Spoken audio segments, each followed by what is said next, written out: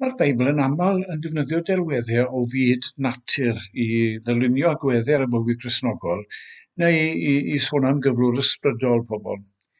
I ni'n gweld hynny yn ymhegion Crist, yndyn ni dameg yr hedyn mwstad er enghraifft, neu ddameg wenydd ar efrau. A mae Crist yn Iwan 15 yn ei gyffelebu ei hun i blanhigyn. Mae'n dweud fyna, mae fi yw'r wir wynwydden. Ac mae'n sôn wedyn am ei ddisgyblion, am ei bobl fel canghennau yn y wynwydden yna. Ac oni bai bod ni mewn berthynas fywiol â'r wynwydden, bod ni ddim yn mynd i ddwy'n ffrwyth. Hebddo i, meddai Crist, ni allwch chi wneud dim. Mae gan Griffiths bennill sydd yn mynd ar yr un trywydd mewn gwirionedd, ond yn defnyddio delweddau gwahanol. Mae'n sôn fyna am bren wedi plannu ar lan afonydd o ddŵr bywiol. Ac yn tynnu ar ddelweddau nawr o'r Hen Testament, o lyfr y Salmau ac o broffidoliaeth Jeremia. Gwna fi fel pren planedig gofyn yw, yn ar lan afonydd dyfroedd byw, yn greiddio'r led ei ddail heb wyw o mwy, ond ffrwytho dan gywodydd dwyfol glwy. Hynny yw gweddi sydd yma, yn tynnu fel wedes i ar broffidoliaeth Jeremia. Mae broffidoliaeth Jeremia penod 17 yn sôn am yr un sydd yn ymddiried yn yw. Fydd fel pren wedi blannu wrth y dyfroedd ac yn estyn ei wraidd wrth yr afon, ei ddail fydd ir ac ni phaid y ffrwytho. Ac i chi'n gweld hynny'n cael ei adleisio'n glir yn dechrau geiriau yna yn ymhennill Griffiths. Beth mae Griffiths yn neud yn y pennill yna, fel mae'n neud trwy gwaith i gyd mewn gwirionedd, yw myfyrio'n ddofn ar ddarnau o'r Beibl, ac yna'n dod ar cyfan at ei gilydd yn bennill gorffenedig, yn bennill sy'n plethu ynghyd y cyfeiriadau yma. Ac ni'n gweld hynny fan hyn, os drown ni at Salm gyntaf, i ni'n cael yr un fath o ddarlun yn fyna. Sôn am yr un nawr sydd yn myfyrio yng nghyfraith Duw, sydd yn ymyfrydu yng ngair Duw, a chyfarwyddyd Duw. Bod y person yna fel pren wedi blannu ar lan afonydd dyfroedd, yr hwnna ryddi ffrwyth yn ei bryd, a'i ddalen ni wywa. Chi'n gweld fel mae Griffiths yn y pennill yna yn plethu'r cyfeiriadau yn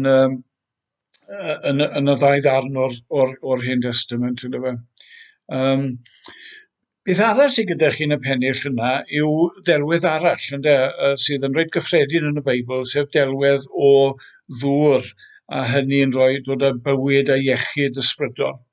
Hynny yw, yn ar lan afonydd dyfroedd byw yma'r pren yma wedi lleoli, ac yn gwreiddio'r led yn gadar nawr, ac hynny yw, y dŵr mae'n peri bod y dail ddim yn gwywo, ond bod na ffrwytho.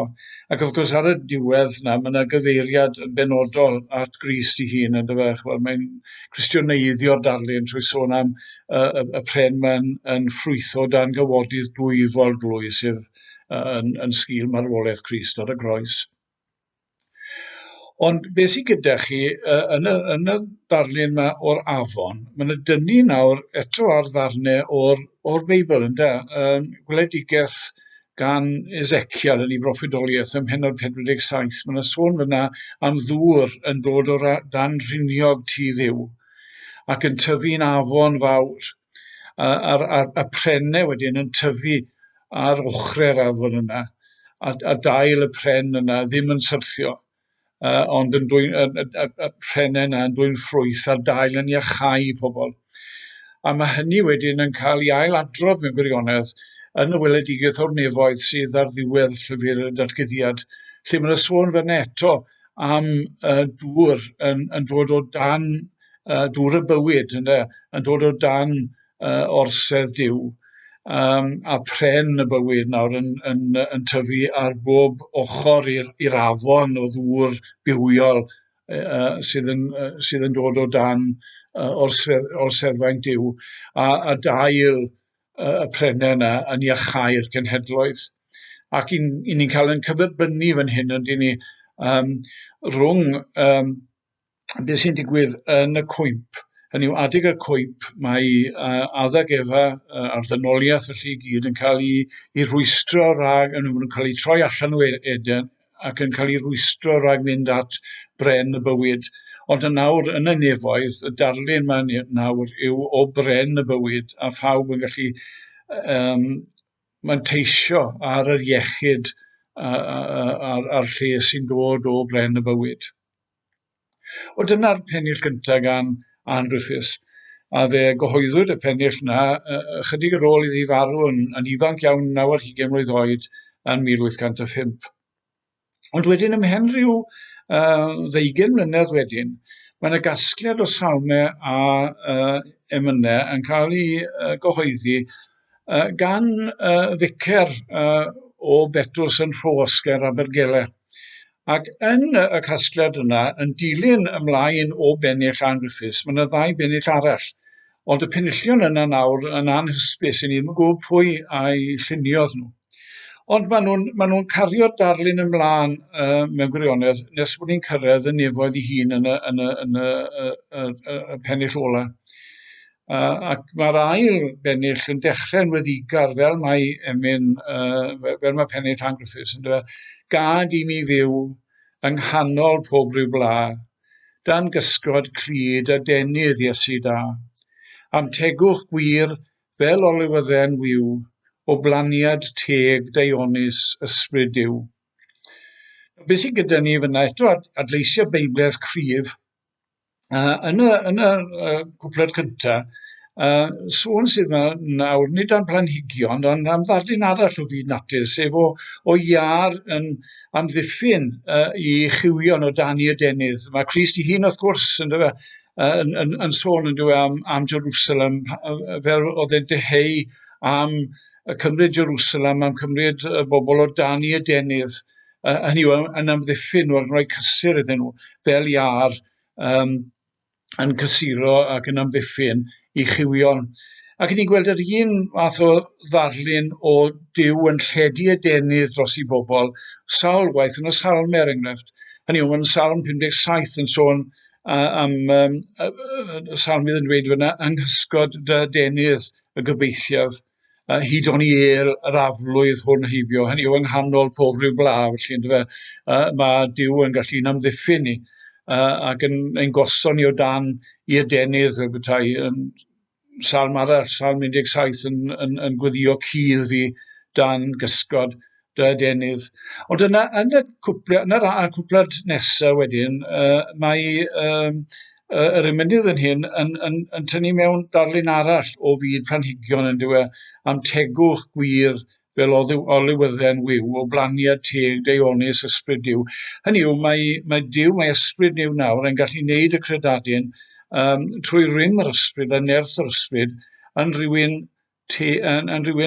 golwg teg arnyn nhw. A mae hwn eto yn adlais o'r Beibl yn pennod ola proffedoliaeth Hosea 14 fyna. Mae'n sôn am Israel yn dychwelyd ar Dduw mewn difeirwch, a Duw yn ei achau nhw, ac yn ei wneud nhw i flodeuo fel y lili, meddwl fe, ac i fod yn gadarn fel cedrwydd Libanus, a hefyd i fod yn deg fel olywydden. Felly mae'r 2 bennill gyntaf sydd gyda ni yn weddi ar ei Dduw yn cadw ni, yn cynnal ni, yn peri bod ni'n ffrwythlon ar y ddaear yma trwy waith yr ysbryd glân. Ond wedyn, mae'r pennill ola yn cyrraedd y pen draw y broses yna, os liciwch chi. Hynny yw, cyrraedd y nefoedd ac yna caf mewn haf dragwyddol ddydd. Y palmwydd teg a'r goron ddisglair sydd yng nghadw o gan yr Iesu pur i'w saint mewn dedwyr fyd, o nefol hyfryd faint. Ac eto, adleisiau Beibledd yn gryf yma, ac yn enwedig nawr o lyfr y datguddiad. Hynny yw, i ni'n sôn nawr am y golygfeydd sydd gyda chi yn datguddiad 4 a datguddiad 7, lle y mae bodau dynol a nefol o flaen gorseddfa'n driw yn taflu coronau o'i flaenau, mewn addoliad felly, yndyfe, a darostyngiad i'r brenin mawr. A'r palmwydd yn ei llaw, ynde. A hynny wrth gwrs yn atgoffa ni o Grist yn mynd i mewn i Jerusalem ar Sul y Blodau cyn y croesholiad, ynde. A'r bobl yn canu Hosanna, hynny yw, mawl i Dduw am iachubiaeth, ynde. A dyna sydd gyda ni nawr. Mae'r cyfan yma nawr yn anghadw yn y nefoedd, fel mae Cyntaf Pedr yn dweud, bod yna etifeddiaeth gyda ni, anghadw yn y nefoedd i ni, mewn dedwydd fyr. Wel, o nefol hyfryd fraint yn wir.